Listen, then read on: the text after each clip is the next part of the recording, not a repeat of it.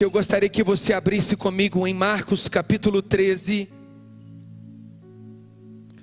Evangelho de Marcos, no capítulo 13, a partir do verso 1. Glória a Deus. Eu me chamo Tiago Diniz, sou um dos pastores aqui junto com o pastor Hugo. Eu tenho essa missão de poder trazer uma palavra ao seu e ao meu coração nessa noite. E eu preciso muito da sua atenção. É uma palavra muito urgente, aquilo que nós precisamos nos atentar. O salmista escreve: eu escrevi a tua palavra no meu coração para não pecar contra ti. Porque a tua palavra é lâmpada para os meus pés e luz para os meus caminhos. Amém? Hoje é uma noite de libertação, glória a Deus. Diga assim: nesta noite eu serei liberto. Libertação, meu irmão, é quando a palavra e Jesus entra e fica. Não é quando o demônio sai, mas quando ele vem e faz morada em nosso coração. E a única forma de nós sermos libertos é conhecendo, ouvindo a palavra de Deus. Amém? Então não fica com medo do seu nome estar escrito na boca do sapo, não. Seu maior medo deve ser se o seu nome está escrito no livro da vida. Tema isso. E eu preciso te alertar de algo que os evangelhos nos alertam. Jesus está voltando. É o tema dessa noite. Amém? Você pode aplaudir o Senhor? Jesus está voltando. Você precisa remir o seu tempo. Evangelho de Marcos, capítulo 13. João Marcos escreve dizendo no capítulo 13 assim: quando Jesus estava saindo do templo, um dos seus discípulos lhe disse: mestre, que pedras, que construções são essas? Mas Jesus respondeu: você está vendo essas grandes construções? Não ficará aqui pedra sobre pedra, pois sobre elas todas serão derrubadas. Jesus estava sentado no Monte das Oliveiras, diante do templo, quando Pedro, Tiago e João e André lhe perguntaram em particular: diga-nos, essas coisas vão acontecer e que sinal haverá quando todas elas estiverem para se cumprir? Então Jesus começou a dizer-lhe: tenham cuidado para que ninguém vos engane. Muitos virão em meu nome dizendo: sou eu, e enganarão a muitos. Quando vocês, porém, virem falar de guerra e rumores de guerra, não se assustem. É necessário que isso aconteça, mas ainda não é o fim. Porque nação se levantará contra nação, reino contra reino. Haverá terremotos em vários lugares e também fomes. Essas coisas são os princípios das dores. Estejam de sobreaviso, porque as pessoas os enganarão e os levarão aos tribunais e às sinagogas. Vocês serão açoitados e por minha causa serão levados à presença dos governadores e reis, para lhes servir de testemunho. Mas é necessário que primeiro o evangelho seja pregado a todas as nações. Diga assim: é necessário que o evangelho seja pregado. Verso 11: quando pois levarem a vocês para os entregar, não se preocupem com o que irão dizer, mas digam o que lhes for concedido naquela hora. Porque não são vocês que estão falando, mas o Espírito Santo. Um irmão entregará à morte outro irmão. O pai entregará o próprio filho. Haverá filhos que se levantarão contra os seus próprios pais e os matarão. Todos odiarão vocês por causa do meu nome. Aquele, porém, que ficar firme até o fim, esse será salvo. Aquele, porém, que ficar firme até o fim, esse será salvo. Aquele, porém, que ficar firme até o fim, esse será salvo. Até aqui, feche os seus olhos e permita orar por todos nós mais uma vez. Senhor Deus e Pai, te louvamos, exaltamos e reconhecemos o Senhor na beleza da sua santidade. Confessamos publicamente que depositamos a nossa fé e esperança no Deus Pai, no Deus Filho e no Deus Espírito Santo.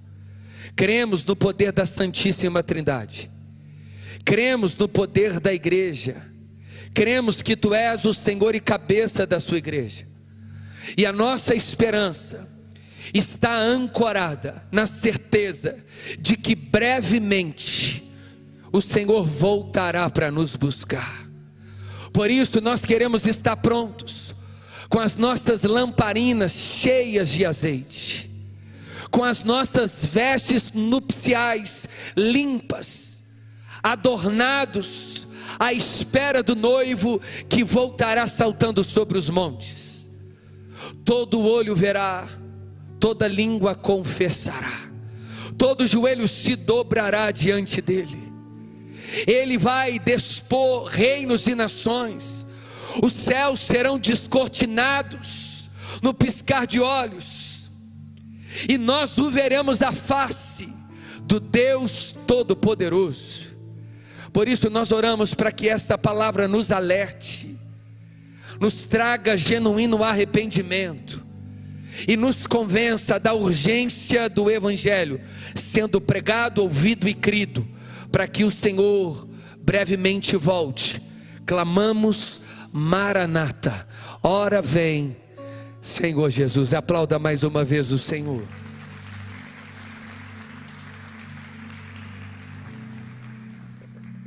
Meus irmãos, talvez essa é a mensagem mais urgente da igreja de Cristo Jesus. Uma mensagem atemporal, uma mensagem que diz da volta do Cordeiro de Deus, não mais como um cordeirinho, não mais como homem de dores, com a sua aparência fragilizada, como Isaías tivera a visão do dia em que o Cordeiro de Deus, pendurado no madeiro, estava. Mas agora o que teremos da volta de Cristo, a parúzia, o dia da vingança do Senhor, não será mais como aquele que esperamos, o homem fragilizado, mas como o leão da tribo de Judá. Ele voltará com o seu cetro de poder nas suas mãos, para julgar as nações, para colocar de um lado à sua direita aqueles que creram e foram fiéis, e os falsos cristãos, os falsos mestres, condenados à sua esquerda e lançados ao lago de fogo eterno. Diante desse terrível dia, nenhuma alma escapará das mãos do Senhor. Ali não haverá credencial, tempos de igreja, saber os louvores. É necessário se apresentar diante do glorioso Senhor com as mãos limpas e o coração puro. A noiva que o aguarda, aquele que ele conhece desde a eternidade, aquele que viveu unicamente para a glória do seu nome. É por isso que nas palavras do jovem João Marcos me permita introduzir quem é João Marcos. Um grande evangelista ainda novo, que cresceu aprendendo o evangelho de Barnabé, o seu tio, e da sua mãe Maria, a dona do cenáculo, ou a casa de 2 andares, que isso que quer dizer cenáculo, onde ele constantemente tinham a ceia com o próprio Cristo Jesus. E é esse o sermão que marca escatologicamente, ou o que diz respeito à volta de Cristo Jesus, o cenário que antecederia a sua volta. Mas Marcos capítulo 13, semelhante a Mateus capítulo 24, o sermão mais temível, antecede algumas fragilidades que a igreja experimentaria. E nas palavras de João Marcos, o terrível dia da volta do Senhor requereria um alerta da igreja de Cristo, estarem prontos a apresentarem a razão da sua fé. É por isso que João Marcos precisa trazer o evangelho que ele vai escrever, endireitando as veredas dos cristãos recém-chegados do romanismo. João Marcos escreve o evangelho direcionado a um público em grande parte romano. João Marcos seria, dentro da tradição da igreja primitiva, talvez o primeiro evangelho a ser escrito dos 3 evangelhos sinóticos. Em meados mais ou menos de 47 é a data que João Marcos escreve. Por causa desse mesmo jovem, o próprio Paulo e Barnabé discutiam por causa de João Marcos, porque em Atos capítulo 13, quando Paulo e Barnabé foram enviados pela igreja de Antioquia a pregar o evangelho na Galácia, eles desejaram levar João Marcos e ele atravessou o Mediterrâneo, mas voltou. E isso mexeu com o coração do apóstolo Paulo, porque talvez no entendimento de Paulo é aquele que pega no arado, não pode olhar para trás. E ele e o próprio Barnabé discutiam, o que fez a caravana se dividir. Enquanto Barnabé voltou para Jerusalém e Antioquia, Paulo continuou a peregrinar nas igrejas por onde passou, não mais na presença de Barnabé e muito menos de João Marcos. O que fez Paulo escrever a última carta ao jovem Timóteo, reconhecendo que João Marcos era muito útil ao seu ministério, porque ele escreve dizendo: traga-me os meus pergaminhos, traga a minha capa, os meus livros, mas traga-me também João Marcos. João Marcos aprende o evangelho, e como ele vai escrever aos romanos, os romanos estavam atrelados a um movimento estético. Eles precisavam ver para crer na mensagem. É por isso que o evangelho de Marcos contém muitos milagres, porque os romanos em grande parte eram tratados como Tomés. Eu preciso ver para crer. Ainda bem que nós não temos Tomés nos dias atuais. Aleluia. Porque nós cremos para depois vermos, e vendo ou não, permanecemos sobre uma palavra. Ele disse que subiria, mas pediu para que não nos turbasse o nosso coração, mas para credes em Deus, porque na casa onde Ele preparou há muitas moradas. Se não fosse assim, Ele mesmo vos teria dito: mas eu vou preparar lugar, para onde eu estiver, estejais vós também. Então não se turbe o coração. É sobre essa certeza, subindo de Betânia assunto aos céus, que ele libera dizendo: voltem para Jerusalém, até que do alto sejais-vos revestidos de... Irmãos, mas a eminência da volta de Cristo fez Pedro, o apóstolo destemido, ser desencorajado por um instante. Voltou a pescar. A volta eminente de Cristo pareceu tão demorada que a igreja de Tessalônica já começou a imaginar, por causa de heresias que circulavam, que Jesus já tinha voltado, e eles permaneceram e pararam até de trabalhar. E Paulo diz assim: não para de trabalhar não. Quem não trabalhar também não coma. Se essa moda pega, hein? Aleluia. Uma confusão escatológica. Mas nós precisamos separar algumas coisas. A gente fica com medo do chip da besta. Esquecemos que estamos sendo feitos bestas por não crermos no evangelho genuíno. Isso é pior do que chip. Estamos esperando um apocalipse apresentado pela Record, tragédia, tudo isso acontecendo como lemos. Aí Jesus volta. Irmãos, pelo contrário, quando tudo estiver em paz, quando parecer que não há mais pegadas do mestre voltando, quanto a apostasia dominar os corações, ele voltará. Esses sinais aqui que nós lemos é conhecido pela teologia como movimento preterista. O que é isso? Jesus está narrando 3 tempos desse sermão. Se João Marcos escreve isso em 47 e Jesus morreu em 33 depois de Cristo, o que Jesus está aqui narrando, preparando a igreja, é para uma grande destruição e o ápice da perseguição que aconteceria, relatado nos livros históricos cristãos, a destruição do principal utensílio que eles tratavam como sagrado, o templo, no ano 70, por um imperador chamado Tito.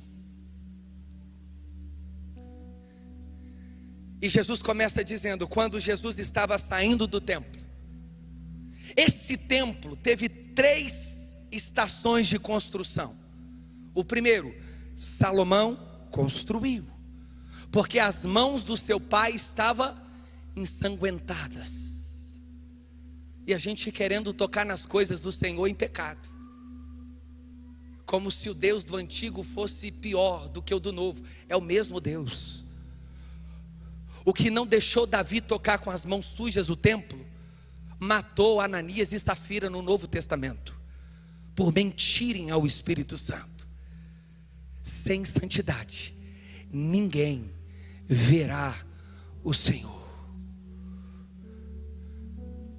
Salomão construiu suntuoso templo. O sacerdote Zorobabel reconstruiu, por conta dos exílios que eles sofreram. E Herodes reedificou. O que sobrou desse templo até os dias atuais, lá na Palestina, foi só um muro, que nem fazia parte do templo, cercava o muro do templo, conhecido como Muro das Lamentações. Ficam os judeus até os dias atuais usando o quipá, representa a soberania, com um talite no pescoço, um pano com várias franjas, cada franja uma promessa, balançando na frente do templo. Irmãos, a gente tem algo aqui a aprender. Sabe por que o judeu balança? Porque ele entende que ele não pode adorar só com a boca. Cada órgão, cada célula do corpo também precisa adorar o nome de Jesus. Quando eu chego num culto, vejo o crente parado, irmão, eu começo a entrar em colapso. Porque um judeu ortodoxo que não crê em Jesus, mesmo assim adora a Deus com todo o seu corpo.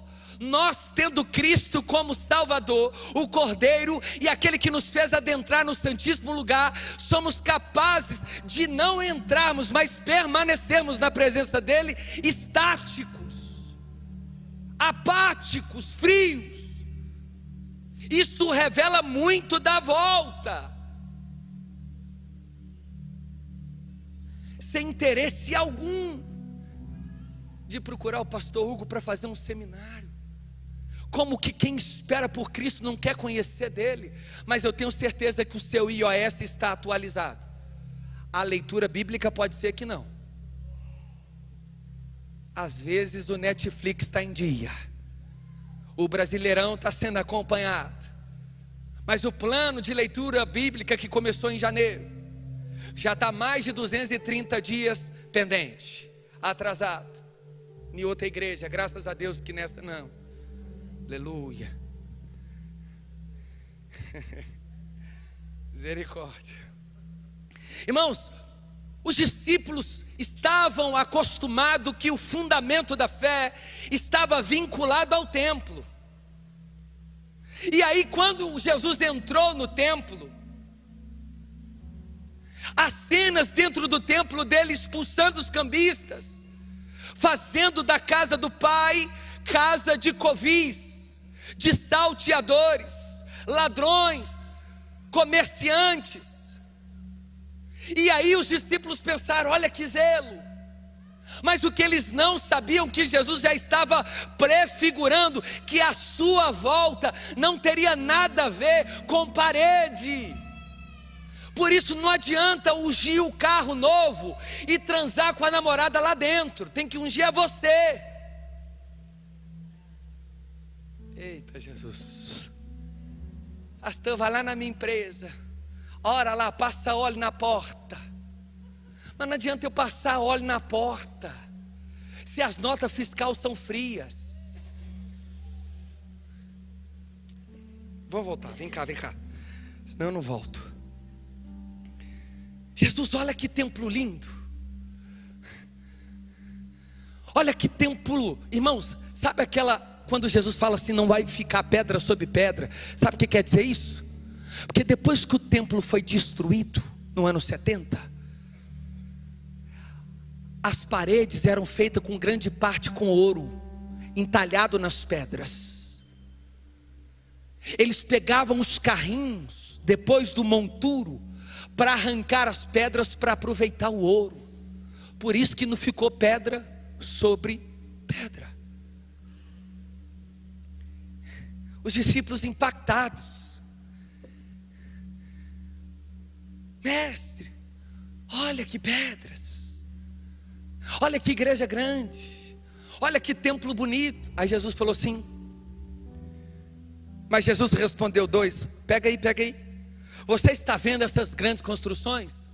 Claro, não ficará aqui pedra sobre pedra. Ou seja, vai cair o alicerce da religião. Enquanto Jesus não destruir esses templos levantados a Mamon, não tem como experimentar o avivamento. E se estamos esperando por Jesus, esses templos que levantamos aqui, onde cultuamos Diana, Apolo, cultuamos família, irmãos, não estou dizendo para você não amar a família, pelo contrário, mas acima de Jesus é idolatria. Workaholic, tem gente que o trabalho virou um templo, um Deus, lá dentro, todo dia ele cultua. Se Jesus voltar, não sobe, porque está dentro do templo idólatra preso. Irmãos, tem ministérios que virou templo, ninguém toca, cultua o seu próprio ego todos os dias, vive do status ministerial. Quando Jesus voltar, não sobe. O templo humano tem que ser destruído, porque isso não foi anunciado no Novo Testamento, é desde o começo. Tabernáculo, deserto, templo, sinagogas apontam para a morada eterna. Mas o problema é que nós pegamos todo esse apontamento tipificado no Antigo Testamento e queremos continuar caminhando na expectativa de Jesus voltar com os métodos do passado, na força do braço ou da religião, como mantra. Traímos o próprio Cristo e a nós mesmos, fingimos estar conectados em intimidade, achamos que estamos no caminho, mas estamos mais perdidos do que cegos.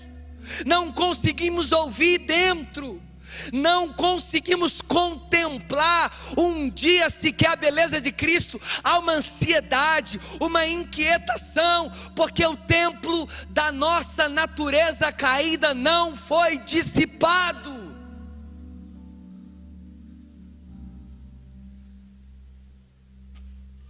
Jesus estava no Monte das Oliveiras.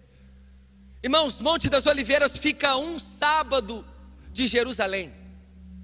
ou um caminho de 1 quilômetro, sentado no monte, diante do templo, quando Pedro, Tiago e João, só discípulos, perguntaram em particular: Senhor, fala para nós, manda para a gente um sinal.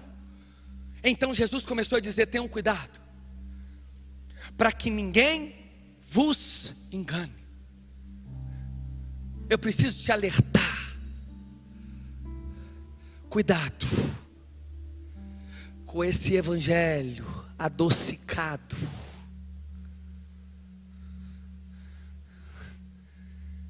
com esse evangelho saboroso. Cuidado. Não estou dizendo que você tem que viver miséria. Eu não estou querendo dizer que você tem que sofrer para ser crente, não. Mas achar que o evangelho é só vitória com sabor de mel é do engano.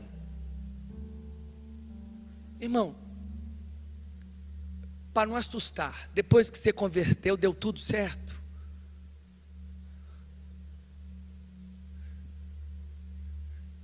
Deu, mas da partir da ótica de Deus,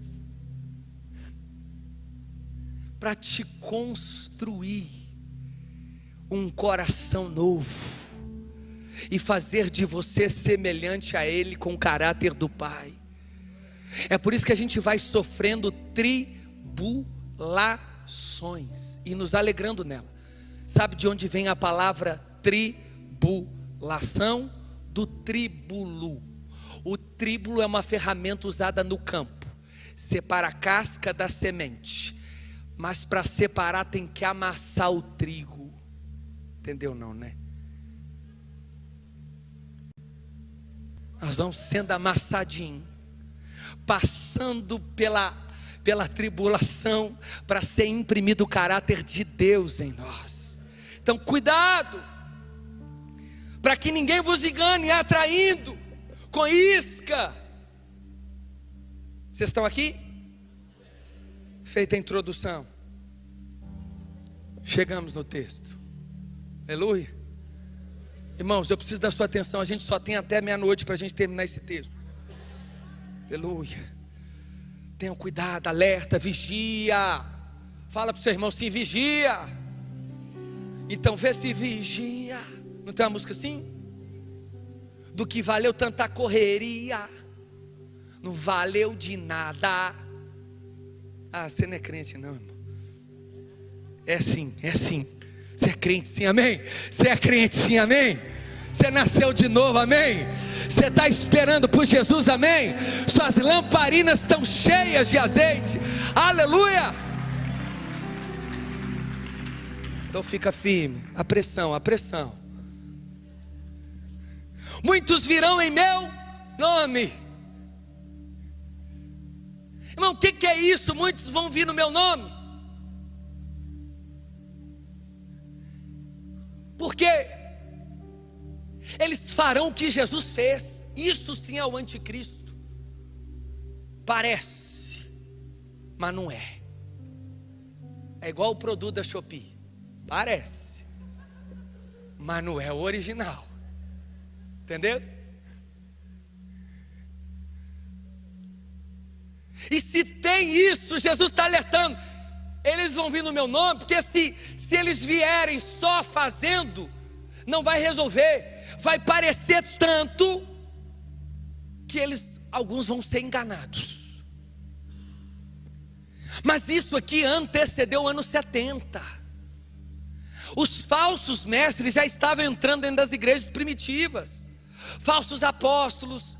Aí o que Paulo pregava, eles despregavam. O que Jesus havia ensinado, eles desensinavam. Então Jesus está dizendo assim: cuidado com eles, eles vão vir falando de mim. Tem alguém na internet falando de Jesus aí, mas está querendo. Ainda bem que nós não temos isso hoje, não é verdade? Irmão, tem hora que eu entro em umas lives que eu fico assim: gente de Deus. E é Jesus para lá, para revelar mais de Jesus, manda 30 no Pix, que tem a parte 2. Jesus, está tudo aqui revelado, pastor Hugo. De Gênesis, Apocalipse, tem gente mandando Pix para a parte 2. mas não lê uma Bíblia que é parte 2. Tem 2 partes aqui, ó, Antigo e Novo. Fica só aqui, irmão. Você vai ver Jesus voltando. Aleluia. Outra aqui, ó. Muitos virão dizendo: sou eu. Enganarão a muitos. Irmão, isso aqui não é vai enganar, não. Presente. Vai enganar muitos. Não, já está enganando. E naquele tempo muitos se perderam. E você acha que nos nossos dias não? Onde Jesus não é o centro, irmão, nem entra na porta.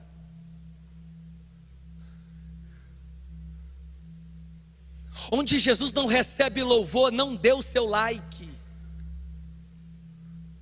Onde Jesus não é tudo, não contribua. Não faça parte desse clã. Com todo o respeito. Mas se não tiver Cristo, se não vermos o Cordeiro, se a glória não for dele, não aplauda. Mas se Cristo for visto, se Cristo for exaltado, devolva louvores, honre, glorifique e exalte. Quando vocês ouvirem falar, cuidado de guerras e rumores de guerra, não se assustem. É necessário que isso. E tem gente esperando só a paz, né? Você está vendo que a mensagem do Evangelho não tem nada a ver com essa mensagem palatável? Irmão, é guerra. Lógico, tem deleite, tem desfrute, tem momentos. Mas a maior parte da vida do cristão que espera por Jesus é de dor, é de luta, é de renúncia, é de abnegação, é de entrega. Você acha que a gente acorda todo dia desejando ler Bíblia? Tem crente que acha que o que passa na veia aqui é Santa Ceia, o suco, né? Não, irmão. Não se assustem, é necessário que isso aconteça. Irmãos, o Império Romano perpetuou por 10 décadas. Quantas? 10 vezes 10? 100. 100 anos em Jerusalém, tomou. Por isso que nós herdaremos o reino. E fomos retirados do império. Porque reino você herda, império você toma. Ele nos tomou do império e nos transportou para o reino. Porque herdamos em Cristo Jesus o reino do Pai. Por isso vocês são sacerdotes, nação real, nação santa, povo eleito, adquirido por Deus, para anunciar as grandezas daquele que vos chamou das trevas para a sua maravilhosa luz. Antes nem sequer vocês eram um povo, mas agora nós somos. Não havíamos recebido misericórdia, mas agora recebemos. O que fomos, o que somos é em Cristo Jesus. Herdamos o reino e por isso esperamos Ele voltar para habitarmos com Ele para sempre no reino do Filho do seu amor. Aleluia, glória. Jesus tomou, irmão, a chave da morte. Satanás, você perdeu. A morte de Cristo venceu a morte e nos trouxe vida eterna. É nele que nós fomos justificados. E é por isso que esperamos Ele voltar triunfantemente, com seus cabelos brancos como a lã, os seus olhos são como chamas de fogo, os seus pés como latão reluzente, da sua boca sai voz de trovão como uma espada afiada, e da sua coxa esquerda está escrito Rei dos Reis, Senhor dos Senhores.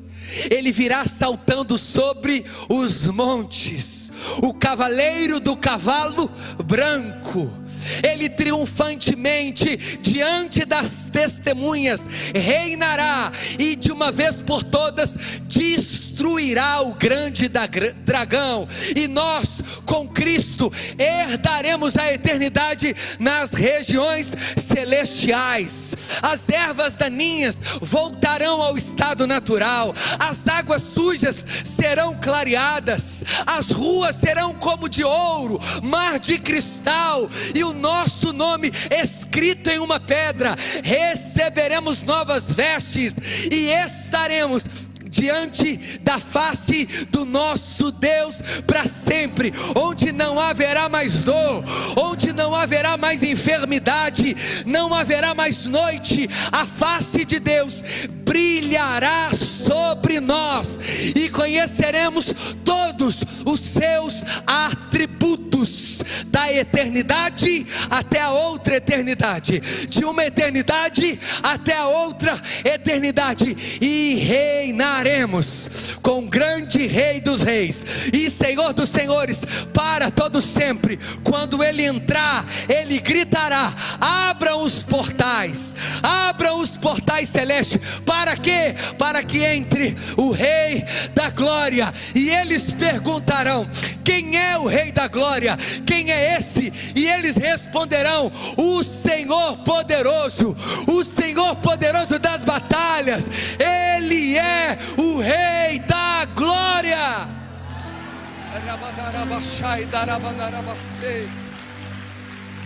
Uou! Fica de pé no seu lugar.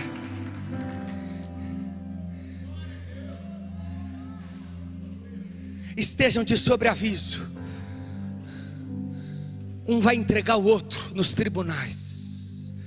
Isso aconteceu antes do ano 70. Mas isso também pode acontecer antes da volta de Cristo. Em nome do dinheiro, em nome do egoísmo, do network, é um pisando no outro.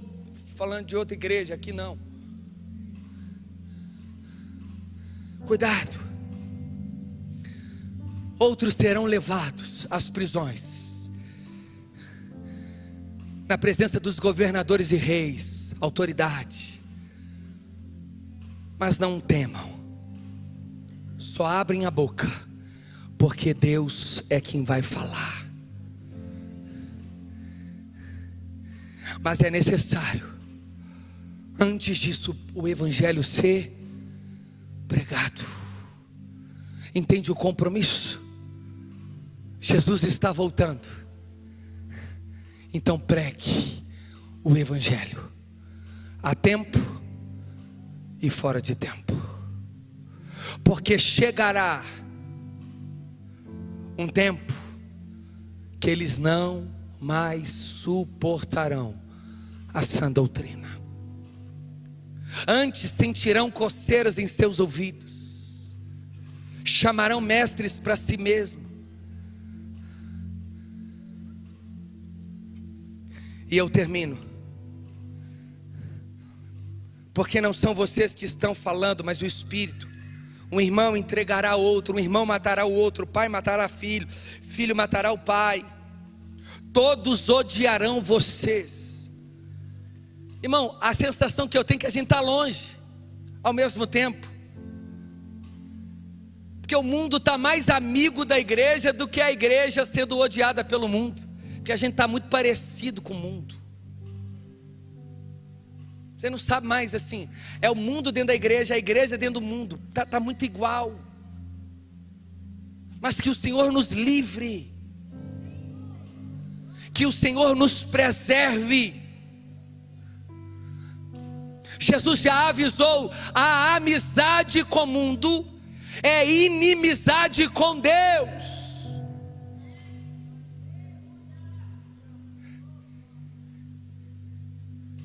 A Babilônia não entrou na história de Israel. Israel influenciou a Babilônia. Quando eles colocaram Daniel e aqueles 3 homens na fornalha,